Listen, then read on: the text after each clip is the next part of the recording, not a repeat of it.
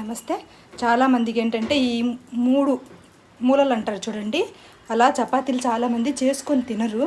ఏమవ్వదండి, చేసుకోవచ్చు. అయితే ఇంకోటి ఏంటంటే మందంగా ఉన్నవి అయితే అస్సలు చేయరు, పల్చగా చేసుకొని తింటారు. మందంగా ఉంటే చపాతీలు బాగుండవని ఒక భ్రమ అనమాట. ఏముండదండి, దాన్ని తగ్గట్టు మీరు ఆయిల్ కొంచెం సిమ్ పైన పెట్టి కాల్చుకుంటే మందంగా ఉండరట సూపర్గా ఉంటుందండి. తప్పకుండా ట్రై చేయండి. కొంచెం అప్పుడప్పుడు ఆయిల్ ఎక్కువగా తింటే ఏమవ్వదు, నోటికి అప్పుడప్పుడు రుచిగా కూడా తింటూ ఉండాలండి, ఎప్పుడు ఒకేలా కాకుండా. కొంచెం ఓపిక్గా సిమ్ పైన పెట్టి చూడండి, ఇట్లా గోల్డ్ కలర్లో కనుక కాల్చేస్తే కనుక చపాతీ చాలా బాగుంటుందండి. చూడండి, చూడటానికి ఎంత రుచిగా ఉందో అన్నట్టుంది.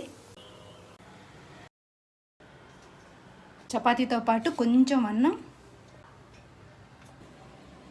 దీంతో పాటుగా మటన్. ఇదండి. నచ్చితే లైక్ చేయండి, షేర్ చేయండి.